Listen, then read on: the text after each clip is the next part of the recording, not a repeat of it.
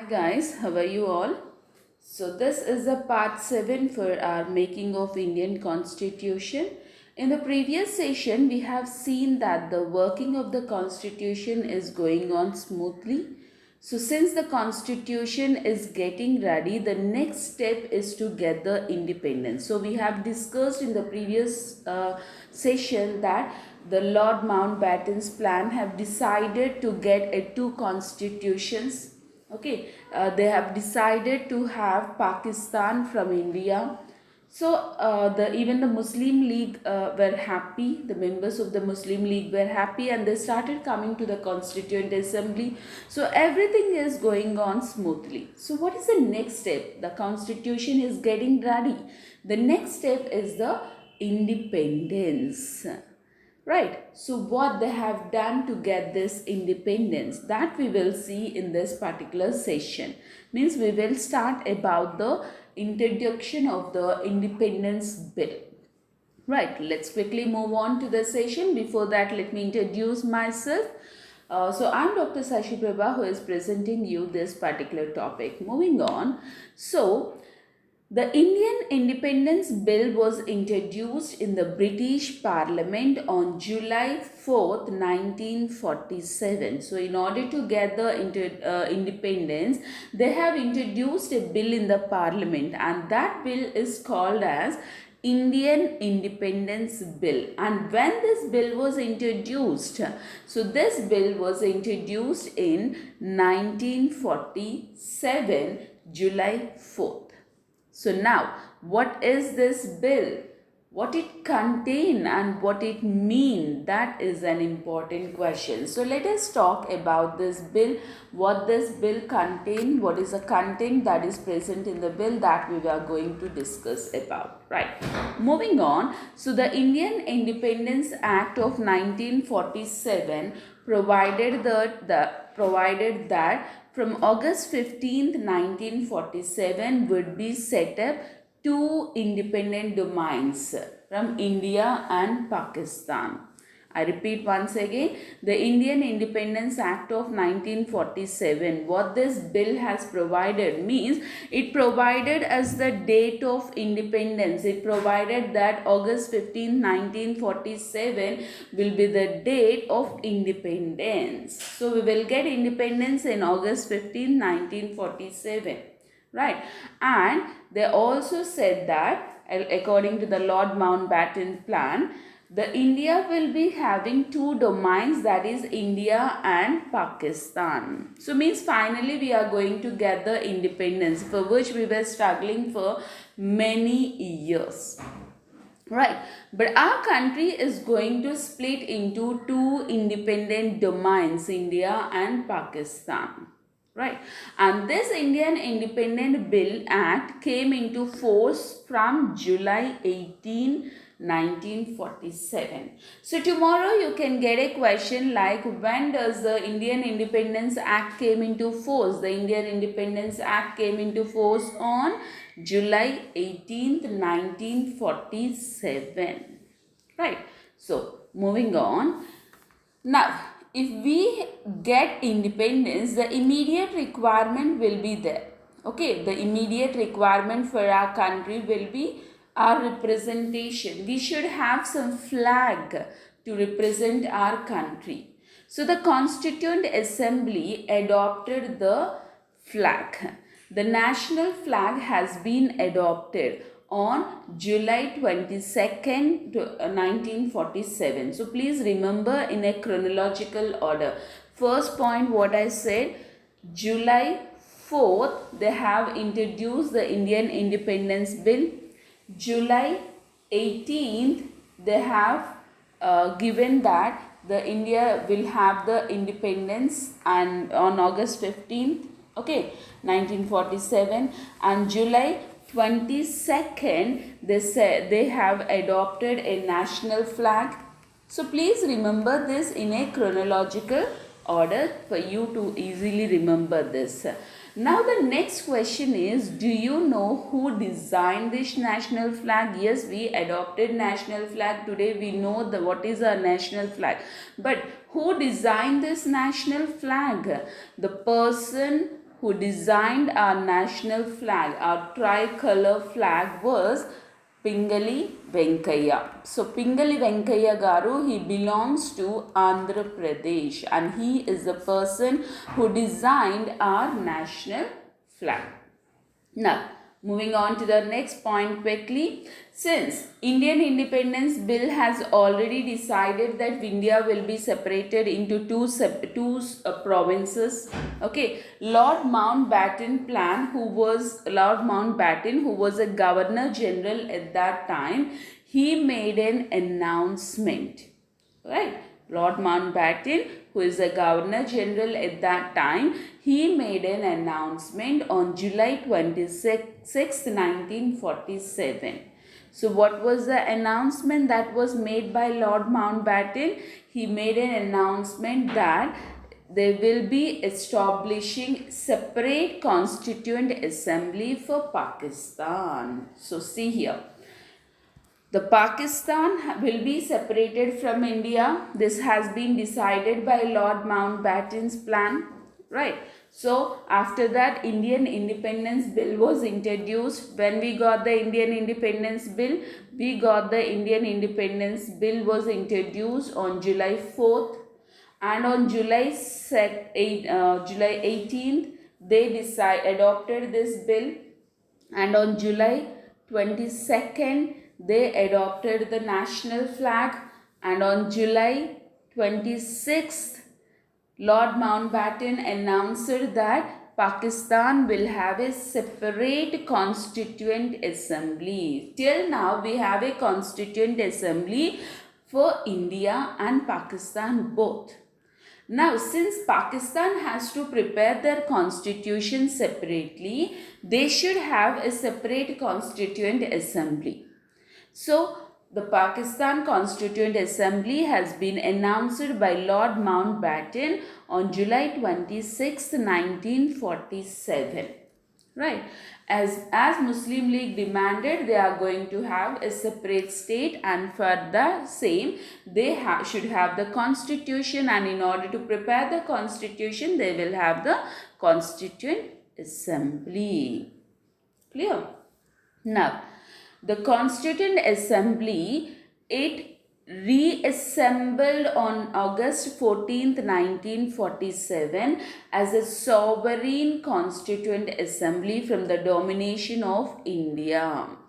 Clear? I am repeating this once again. No, it's not domination, domain of India. So the Constituent Assembly has reassembled. It has reassembled on August 14th, 1947. And this time it has reassembled as a sovereign constituent assembly.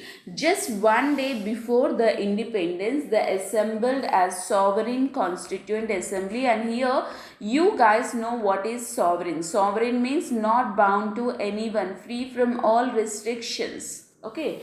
So we are going to have an independence. So as a sovereign constituent assembly, they have assembled on August 14, 1947. Right. So since the Pakistan is going to have a separate constituent assembly, the members of the Muslim League, means the Pakistan area members, have not joined in this constituent assembly meeting. Right. The members of the Pakistan, see this point, the members of the Pakistan area in the Constituent Assembly are ceased to be the members of this particular Constituent Assembly. Right. So here, totally we used to have 389 members in the Constituent Assembly. Since the members of the Pakistan have separated, they stopped coming to the Constitution. Now the members of the Constituent Assembly has become to 299 members. Okay. So how many members are left here? 299 members left behind with the Indian Constituent Assembly. Okay. See the last point. The Constitution Assembly reassembled on October 31st, 1947, and now the number is, the total number and the final number is 299. Just now we have discussed. Hope you understood what I said. So first point here is Lord Mountbatten has announced the Constituent Assembly for Pakistan. That was on July 26, 1947. Okay. Then the members of the Pakistan has been stopped coming to this Constituent Assembly. Then the number has decreased to 299 from 388. So 389, right? So moving on to the next here, with Indian Independence Act of 1947, India became sovereign on January 26, 1950. That is the reason why we celebrate Republic Day on that January 26th, 1950. Right? So with Indian Independence Act of 1947, India became sovereign. When India became sovereign? On January 26, 1950. Right. So we celebrate Republic Day on that day. So here we got independence on 15th August 1947. No doubt in that. But India became sovereign completely on 26th January 1950. Before one day of Indian Republic, last session of the Constituent Assembly has been assembled, and that was on January 24th, 1950. On January 24th, 1950, the last session of the Constituent Assembly has been assembled. Right? So when was the last session of the Constituent Assembly? January 24, 1950. The Constituent Assembly became the first parliament of the free India. Now moving on. Now since we became sovereign, we need national anthem and national song also. So I repeat this. Since we became a sovereign, we need national anthem, national song. Already we have selected or adopted our national flag. The next point that we need our national anthem. And the national anthem was adopted on 24th January 1950. Right. Similarly, on the same day, we have adopted the national song also. If you remember, this is the last day of the Constituent Assembly. That was on January 24th. On the last day, they have selected the national anthem and then national song also. Now, moving on. I said national song and the national anthem were adopted. So what is this national song and national anthem? First of all, we will see about the national song. The national song for us is Vande Mataram. You guys know about all these points, but just as a part of our subject, let us continue with this.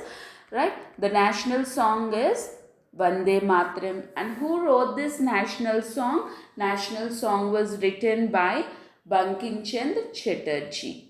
Okay, please remember this name. Bankim Chandra Chatterjee has written the national song. What is our national song? Vande Mataram. So the song was first sung in 1896. The song was first sung in 1896 of the Indian National Congress.